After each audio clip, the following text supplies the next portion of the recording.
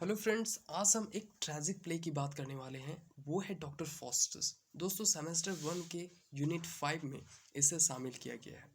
दोस्तों, ये tragic play जो है डॉक्टर फॉस्टर्स, वो क्रिस्टोफर मार्लो के द्वारा लिखा गया है। क्रिस्टोफर मार्लो जो है वो 15 सेंचुरी के बहुत ही बड़े राइटर और फेमस राइटर थे। वे प्लेस्ट थे, वो प्ले लिखते थे। दोस्तों, ये जो ट्रैजिक प्ले था वो उस दौरान और अभी भी ये काफ़ी फेमस है। दोस्तों, आइए हम इनके कुछ कैरेक्टर्स को जानते हैं। इससे पहले दोस्तों कि नेक्स्ट वीडियो जो है वो आपके आंसर राइटिंग का होने वाला है कि आपको डॉक्टर फॉस्टर्स का आंसर कैसे करना है और क्वेश्चन किस तरह पूछने वाला है। तो नेक्स्ट वीडियो में हम उसके बारे में बात करते हैं। तो आइए दोस्तों, हम इस प्ले को स्टार्ट करते हैं। दोस्तों, सबसे पहले जान लेते हैं कि ट्रेजिक प्ले क्या होता है। दोस्तों, वैसा प्ले जिसका अंत जो है वो दुख के साथ हो, उसे हम ट्रेजिक प्ले कहते हैं। ठीक है, तो ये एक नंबर वाले क्वेश्चन में पूछ सकता है कि ट्रेजिक प्ले क्या होता है। ओके दोस्तों, तो आइए हम कैरेक्टर्स को जान लेते हैं। दोस्तों, सबसे पहला कैरेक्टर जो है वो डॉक्टर फॉस्टर्स है। दोस्तों, ये जो है वो एक बड़ा ही विद्वान आदमी है और विटेनबर्ग जर्मनी में रहता है। उसके बाद नेक्स्ट जो है वो इसका सर्वेंट है जिसका नाम है वैगनर। ठीक है, और ये जो है सर्वेंट, वो डॉक्टर फॉस्टर्स को बहुत ही हर चीज़ में उसकी मदद करता है। दोस्तों, नेक्स्ट जो है वो वाल्डिस एंड कार्नेलियस। दोस्तों, ये दोनों जो है वो काले जादू यानी कि ब्लैक मैजिक में एक्सपर्ट हैं। उसके बाद हम बात करते हैं कि bad angels and good angels. दोस्तों, ये जो है वो दो कैरेक्टर्स दोनों एक दूसरे के अपोजिट हैं, दोनों एक दूसरे के विपरीत सोचते हैं। डॉक गुड एंजल्स जो है वो हमें अच्छा करने के लिए प्रेरित करती है और बैड एंजल्स जो है वो हमें बुरा करने के लिए प्रेरित करती है। नेक्स्ट हम बात करेंगे मेफिस्टोफेल्स की। दोस्तों, ये जो है वो नर्क का शैतान है। अब हम बात करने वाले हैं लूसीफर की। दोस्तों, ये जो इंसान है वो नरकों के देवता है यानी कि हेड है। ओके, तो आपको ये कैरेक्टर्स, चार कैरेक्टर्स आपको याद रखने हैं। कौन कौन सा है एक बार फिर से देख लीजिए। सबसे पहला डॉक्टर फॉस्टस जो इस कहानी का मेन जो कैरेक्टर है वो। नेक्स्ट बात करेंगे कि वैगनर जो उसका नौकर है। नेक्स्ट वेल्डिस और कार्नेलियस जो मास्टर्स हैं ब्लैक मैजिक में और फॉस्टर्स को ब्लैक मैजिक सिखाने वाले हैं। नेक्स्ट है bad angels and good angels. And next है मिस्टोफिल्स जो शैतान है। उसके बाद हम बात करेंगे लूसीफर का जो शैतानों का देवता है, हेड है। ओके, तो कहानी स्टार्ट होता है। दोस्तों, डॉक्टर फॉस्टर्स जो है वो एक बहुत ही विद्वान आदमी है। ये कोई भी चीज़ सीखने में बहुत ही इंटरेस्टेड है और वो चीज़ों को बहुत ही आसानी से सीखता है और बहुत ज़्यादा सीख चुका है। दोस्तों, ये जो इंसान है वो संसार के सारी किताबों को पढ़ चुका है और अब ये किताबों से बोरिंग महसूस कर रहा है। वो कुछ नया पढ़ना चाहता है, कुछ नया सीखना चाहता है। इसी दौरान अपने नौकर को बुलाता है वैगनर। वैगनर से पूछता है कि मैं इन किताबों से थक चुका हूँ और मैं कुछ नया सीखना चाहता हूँ और मैं अभी ब्लैक मैजिक के बारे में सोच रहा हूँ। तो वैगनर जो है वो अपने मालिक को सपोर्ट करता है और कहता है कि मैं दो इंसान को जानता हूँ जो आपको ब्लैक मैजिक सीखने में मदद करेंगे। वो है वेल्डिस एंड कार्नेलियस। ये जो है वो, इनके पास जो है वो काफ़ी नॉलेज है। वेल्डिस एंड कार्नेलियस के पास ब्लैक मैजिक का काफ़ी नॉलेज है और ये जो है वो डॉक्टर फॉस्टर्स को ब्लैक मैजिक सीखने के लिए सिखाने के लिए आते हैं। दोस्तों, जब वेल्डिस एंड कार्नेलियस डॉक्टर फॉस्टर्स को ब्लैक मैजिक सिखा रहे होते हैं तो बैड एंजल्स और गुड एंजल्स वहाँ पर आती है। और बैड एंजल्स जो है वो डॉक्टर फॉस्टर्स को प्रेरित करती है, गुड फॉस्टर्स तुम अच्छा कर रहे हो और तुम्हें इस चीज़ में एक्सपर्ट बनना चाहिए। तुम इसमें बहुत कुछ कर सकते हो डॉक्टर फॉस्टर्स और दुनिया की हर चीज़ को पा सकते हो। वहीं बैड एंजल्स जो है वो डॉक्टर फॉस्टर्स से कहती है कि डॉक्टर फॉस्टर्स तुम्हें इन चीज़ों में नहीं पढ़ना चाहिए। डॉक्टर फॉस्टर्स, तुम एक बहुत ही बड़े स्कॉलर हो और तुम्हें ब्लैक मैजिक के बारे में तुम्हें पता नहीं है कि ये बहुत ही खराब चीज़ है, इसका अंत बहुत ही बुरा होगा। तो डॉक्टर फॉस्टर्स को बैड एंजल्स की बात बहुत ही अच्छी लगती है कि तुम दुनिया की हर चीज़ें ब्लैक मैजिक से प्राप्त कर सकते हो। डॉक्टर फॉस्टर्स जो है वो डिसाइड करता है कि मैं ब्लैक मैजिक सीखूंगा। वेल्डिस और कार्नोलियस जो है वो ब्लैक मैजिक की नॉलेज बढ़ाने के लिए डॉक्टर फॉस्टर्स को किताबें देते हैं। इसी बीच डॉक्टर फॉस्टर्स जो है, डॉक्टर फॉस्टर्स की किताबें मिल जाते हैं डॉक्टर फॉस्टर्स को, और इसी बीच जो है वो वैगनर से उसके दोस्त यानी कि डॉक्टर फॉस्टर्स के दोस्त मिलने के लिए आते हैं। यहीं पर वैगनर जो है वो डॉक्टर फॉस्टर्स के फ्रेंड्स को जवाब देता है कि वे जो है वो वैल्डिस और कार्नोलियस के साथ ब्लैक मैजिक सीख रहे हैं। यहाँ पर दोस्तों उनके जो दोस्त हैं वो बहुत ही ज़्यादा गुस्सा हो जाते हैं और कहते हैं कि ऐसा डॉक्टर फॉस्टर्स को नहीं करना चाहिए था। क्यों? क्योंकि डॉक्टर फॉस्टर्स जो है वो इतना इंटेलिजेंट इंसान है और इन चीज़ों के बारे में, इन चीज़ों में वो क्यों फंस रहा है। नेक्स्ट है डॉक्टर फॉस्टर्स जो है वो अब ब्लैक मैजिक में एक्सपर्ट होते चले जा रहे हैं, और डॉक्टर फॉस्टर्स जो है वो अपने मंत्र का यूज़ करते हैं और मिस्टर फिल्स को बुलाते हैं। दोस्तों यहाँ पर जो है वो मिस्टर फिल्स आता है और डॉक्टर फॉस्टर्स को लगता है कि ये जो है वो मेरा हुक्म मानेगा। डॉक्टर फॉस्टर्स जो है वो अपनी आज्ञा मानने के लिए मिस्टर फिल्स से कहता है। तो यहाँ पर मिस्टर फिल्स जो है वो डॉक्टर फॉस्टर्स को आज्ञा मानने से इनकार कर देता है। मिस्टर फिल्स कहता है कि मैं केवल लूसीफर की आज्ञा का पालन करता हूँ। तो डॉक्टर फॉस्टर्स यहाँ पर कहता है कि अच्छा, तुम लूसीफर की बात केवल मानते हो, तुम केवल उसके नौकर हो। तो डॉक्टर फॉस्टर्स जो है कहता है कि ठीक है, तुम मेरी बात नहीं मान रहे हो तो मेरा एक जवाब दो कि इस संसार को किसने बनाया है। दोस्तों डॉक्टर फॉस्टर्स जो है यहाँ पर एक प्रश्न पूछते हैं और ये इसे बार बार पूछेगा आगे। मिस्टर फिल्स जो है वो इसका जवाब देने से इनकार कर देता है, कहता है कि मैं तुम्हारे कोई भी आंसर का जवाब नहीं दूंगा, क्योंकि मैं जो हूँ केवल लूसीफर की बातों को मानता हूँ और उसकी आज्ञा का पालन करता हूँ। तो यहाँ पर डॉक्टर फॉस्टर्स जो है वो कहता है कि तुम्हारे मालिक के लिए हमारे पास जो है वो एक हम सौदा करना चाहते हैं उनके साथ, कि मैं जो हूँ वो उन्हें आत्मा बेचूंगा और वे क्या हमें 24 सालों तक अनलिमिटेड पावर देंगे, और तुम हम मेरा सर्वेंट बनोगे, यानी कि तुम मेरी आज्ञा का पालन करोगे। तो यहाँ पर ये होता है कि वहाँ से जो है मिस्टर फिल्स जो है वो चला जाता है और वो लूसीफर से बात करता है। इसी दौरान डॉक्टर फॉस्टर्स को महसूस होता है कि क्या वो गलत कर रहा है या सही कर रहा है। दोस्तों यहाँ पर डॉक्टर फॉस्टर्स को गलत इसलिए, दोस्तों कभी कभी ये होता है कि जब आप कुछ गलत कर रहे होते हैं तो हमें कुछ आभास आता है अंदर से, उसी तरह डॉक्टर फॉस्टर्स को भी वो आभास आ रहे थे। डॉक्टर फॉस्टर सोचता है कि वो क्या सही कर रहा है या गलत कर रहा है। डॉक्टर फॉस्टर्स की चिंता बढ़ रहे थे दोस्तों।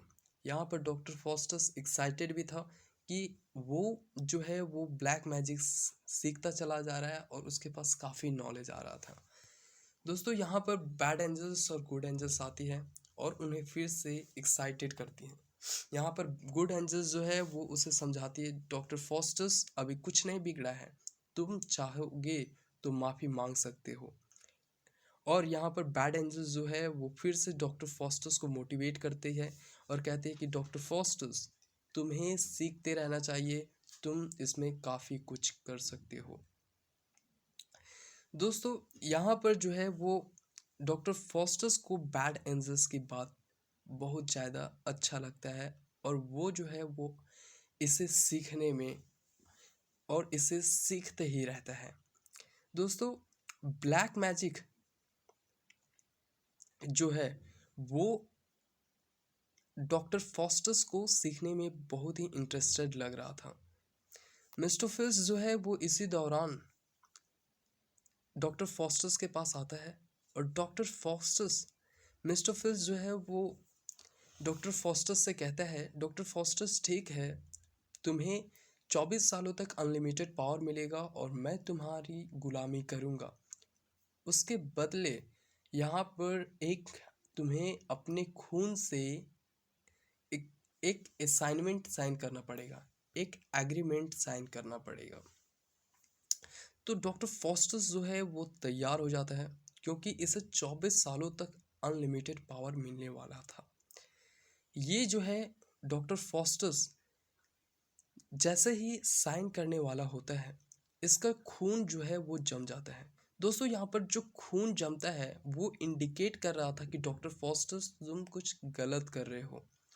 उसी समय मिस्टर फिल्स जो है वो कुछ जले हुए कोयले लाता है और उस खून को पिघला देता है। इसके बाद फॉस्टस जो है वो उस एग्रीमेंट पर साइन कर देता है। अब मिस्टर फिल्स जो है वो उसका गुलाम हो जाता है और डॉक्टर फॉस्टस फिर वही सवाल पूछता है कि इस संसार को और इस प्रकृति को किसने बनाया है। मिस्टर फिल्स कहता है कि मेरे पास इसका जवाब नहीं है। दोस्तों यहाँ पर मिस्टर फिल्स के पास भी जवाब है कि इस संसार को भगवान ने बनाया है, लेकिन मिस्टर फिल्स जो है वो जवाब नहीं देना चाहता है, क्योंकि वो शैतान है और शैतान कभी भगवान का नाम नहीं लेते हैं। यहाँ दोस्तों मिस्टर फिल्स जो है वो किस डॉक्टर फॉस्टस के साथ एक धोखा देता है। शुरुआत में भी ये आंसर दे सकता था, लेकिन वो अभी आंसर देता है कि मेरे पास इसका रिप्लाई नहीं है। डॉक्टर फॉस्टस को कुछ शक होता है और फिर डॉक्टर फॉस्टस सोचता है कि मैं जो कर रहा हूँ वो सही कर रहा हूँ या गलत, क्या मुझे भगवान से माफ़ी मांग लेनी चाहिए। वहीं गुड एंजल्स और बैड एंजल्स आती है और डॉक्टर फॉस्टस को फिर से एक्साइटेड करती है।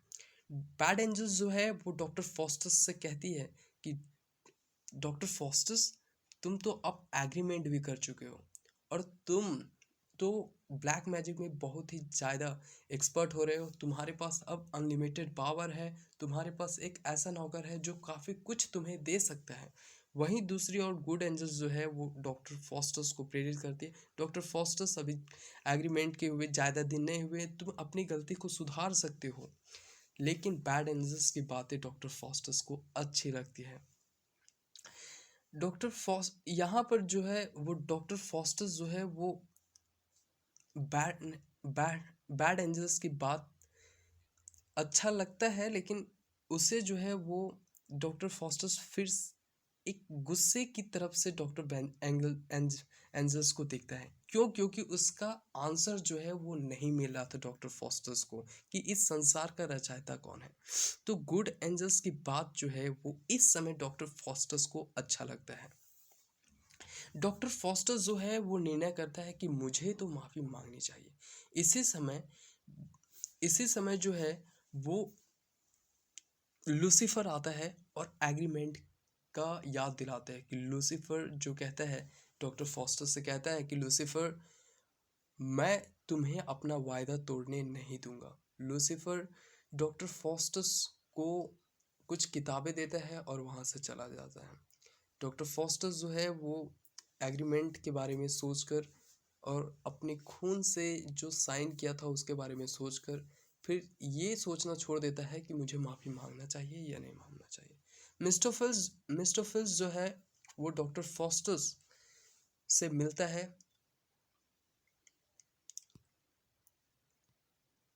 और उससे कहता है कि चलिए हम अब कुछ टूर पर चलते हैं। तो मिस्टर फिल्स जो है वो कुछ एक बगी को लाता है और उन इन ये दोनों जो है वो बगीज पर सवार होते हैं और वहाँ से चलते हैं। दोस्तों ये दोनों रोम के बहुत ही ये संसार के हर जगहों पर घूमते हैं और लास्ट में जब ये वापस लौट रहे होते हैं तो डॉक्टर फॉस्टस जो है वो अपनी इच्छा जाहिर करता है कि मैं रोम के कुछ फेमस जगहों को या फिर मोनूमेंटल्स यानी कि जो वहाँ के स्मारक हैं उसे घूमना चाहता है। तो डॉक्टर फॉस्टस जो है वो बहुत सारे स्मारक को देखता है और घूमता है। दोस्तों यहीं पर जो है वो एक पोप क्या होता है दोस्तों कि जो क्रिश्चियन होते हैं उसमें जो हेड होते हैं, तो पोप जो है वो अपनी प्रार्थना में लगा हुआ रहता है। तो डॉक्टर फॉस्टस जो है वो अपनी ताकत से उससे मजाक करता है और अपनी ब्लैक मैजिक की मदद से उसे परेशान करता है। दोस्तों उसके बाद डॉक्टर फॉस्टस जब अपने घर लौटता है तो वैगनर जो है वो डॉक्टर फॉस्टस से कहता है कि डॉक्टर फॉस्टस, तुम्हें एक राजा है चार्ल्स फाइव, वो तुम्हें अपने महल अपने पैलेस में आमंत्रित किए हैं। डॉक्टर फॉस्टस जो है वो चार्ल्स फाइव के यहाँ जाते हैं और अपने ब्लैक मैजिक की ताकत दिखाते हैं। दोस्तों यहीं पर एक इंसान है जो डॉक्टर फॉस्टस की ब्लैक मैजिक को समझता है और वो उसके मुंह पर ही कह देता है कि डॉक्टर फॉस्टस, जो भी तुम कर रहे हो ब्लैक मैजिक की वजह से कर रहे हो। अगर तुम्हारे पास ब्लैक मैजिक ना हो तो तुम्हारे पास कुछ नहीं होगा। तो इस दौरान डॉक्टर फॉस्टस को बहुत ज़्यादा गुस्सा आता है और इस उस इंसान के माथे पर दो सींग ला देता है। तो डॉक्टर फॉस्टस जो है वो बहुत ही खुश होता है क्योंकि वो अपना बदला उस इंसान से ले चुका था। दोस्तों जब डॉक्टर फॉस्टस घर आ रहा होता है तो वो हॉर्स ट्रेडर के साथ भी मजाक करता है। वह उसे पानी में चलवाता है और घोड़े को पानी में चलवाता है और घोड़े को गायब कर देता है, जिससे हॉर्स ट्रेडर जो है वो पानी में गिर जाता है। तो इस तरीके से वो मजाक करता है हॉर्स ट्रेडर से भी और हॉर्स ट्रेडर को परेशान करता है। दोस्तों जब डॉक्टर फॉस्टस जो है वो घर आता है तो वैगनर जो है वो फिर से उस उन्हें एक आमंत्रण कार्ड देता है और वो कार्ड था एक राजा ड्यूक का। वो वहाँ भी जाता है, उनके पैलेस में भी जाता है और अपनी मैजिक को दिखाता है। वहाँ के जो ड्यूक राजा थे वो डॉक्टर फॉस्टस की बहुत सारी जो मैजिक है वो उसे देखता है और वो खुश होता है। ड्यूक जो है वो अपनी एक ख्वाहिश रखता है कि डॉक्टर फॉस्टस, हमारी जो रानियां हैं यानी कि डचेस जो है उन्हें अंगूर खाने का मन है और ये मौसम अंगूर का नहीं है, तुम्हें पता ही है। तो डॉक्टर फॉस्टस जो कहता है कि डोंट वरी ड्यूक, मैं आपके रानियों के लिए अंगूर बिना मौसम के ही ला सकता हूँ। वहाँ पर डॉक्टर फॉस्टस जो है वो अंगूर लाता है। वहाँ जो राजा है वो खुश होता है कि वह ये अंगूर बिना मौसम के ला रहा है। तो इस तरीके से अपने मैजिक को दिखाता है। फिर डॉक्टर जो फॉस्टस है वो घर आता है और वैगनर जो उसके लिए कर रहा था, जब इनविटेशन कार्ड आता था तो हर इन्फॉर्मेशन को पहुंचाता है। बहुत सारी डॉक्टर फॉस्टस के जीवन में बहुत मदद करता है वैगनर। तो इसलिए डॉक्टर फॉस्टस जो है वो डिसाइड करता है कि मैं अपने संपत्ति का कुछ हिस्सा वैगनर को दे दूं। ठीक है, तो वैगनर को कुछ अपने संपत्ति का हिस्सा भी दे देता है। इसी दौरान डॉक्टर फॉस्टस जो है वो मज़े में है और वो अपनी अनलिमिटेड पावर का यूज़ कर रहा है। डॉक्टर फॉस्टस की अब इच्छा है कि वो हेलेन, जो एक ब्यूटीफुल वुमेन है, उसके साथ वो अब शादी करे। ठीक है, तो वहाँ पर जो है यहाँ पर जो है एक ग्रीस की लड़की, जितनी भी ग्रीस की ब्यूटीफुल वुमेन होती हैं उन्हें हेलेन कहा जाता है क्योंकि वो काफ़ी खूबसूरत होते हैं।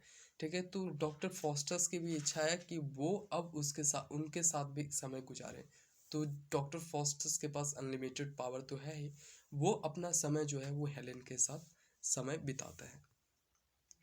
उसके बाद इसी दौरान डॉक्टर फॉस्टस का समय भी बीत रहा था। एक बूढ़ा आदमी आता है और उससे कहता है, डॉक्टर फॉस्टस, तुम जो किए से सो किए, तुम्हें अब भगवान से माफ़ी मांग लेनी चाहिए।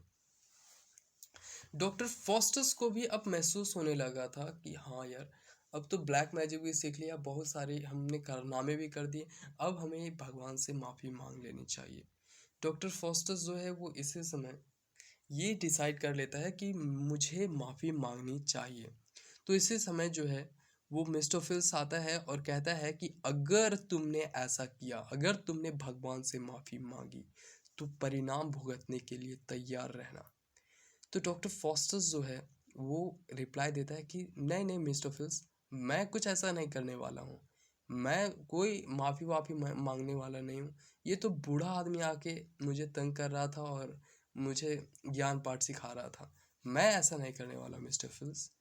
लेकिन फॉस्टस जो है यहाँ पर माफ़ी नहीं मांगते हैं और वो फिर से अपने इमेजिनेशन वाले अपने लाइफ में आ जाता है।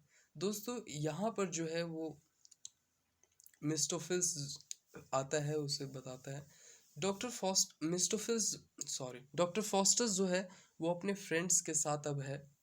और दोस्तों अब डॉक्टर फॉस्टस के साथ एक दिन पहले पता चलता है डॉक्टर फॉस्टस को कि तुम्हारा टाइम जो है, अनलिमिटेड पावर जो है वो अब ख़त्म होने वाला है। डॉक्टर फॉस्टस बहुत ही चिंतित है और उसके दोस्त उससे पूछते हैं कि डॉक्टर फॉस्टस तुम इतनी चिंतित क्यों हो।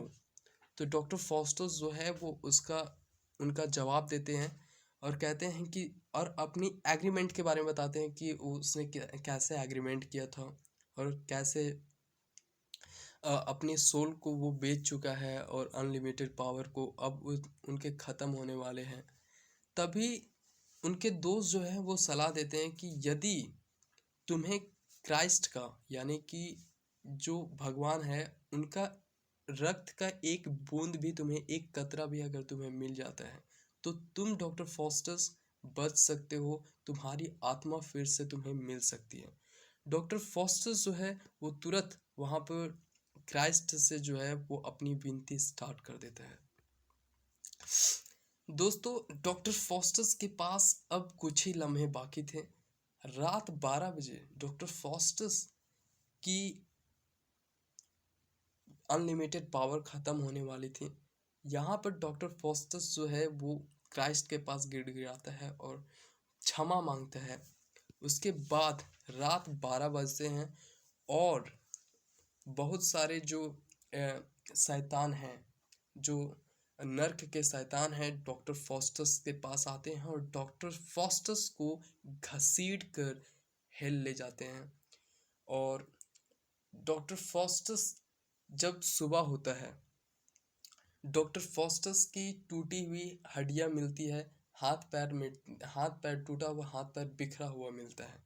तो उसके दोस्त जो हैं वो उसे जमा करते हैं और अंतिम संस्कार उनका कर देते हैं। तो दोस्तों इस तरह से आपने ये देखा कि प्ले का जो अंत है वो एक दुख के साथ होता है। डॉक्टर फॉस्टस जो काफ़ी विद्वान था, वो कई लोगों की ज़िंदगी को अच्छे कर्म पर आकर सुधार सकता था, लेकिन डॉक्टर फॉस्टस जो है वो अपनी खुशियों के लिए अपने लोगों को परेशान करने के बहुत सारे लोगों को परेशान भी किया और लास्ट में जो है वो उसका परिणाम भी भुगता। डॉक्टर फॉस्टस को इस तरीके से घसीड़ा गया था, उसे आ, अम, जो हेल में है ऐसे ले गया कि उनका हाथ पैर भी सुबह सुबह बिखरा मिला। तो उसके दोस्त जो है वो उसे समग्रा करते हैं और उसे फिर अंतिम संस्कार के लिए ले जाते हैं। थैंक यू दोस्तों वॉचिंग फॉर दिस वीडियो। और आपको ये कहानी अच्छा लगा तो प्लीज़ कमेंट करके बताइएगा कि कैसा लगा और लाइक का बटन दबा दीजिए। Thank you for watching this video.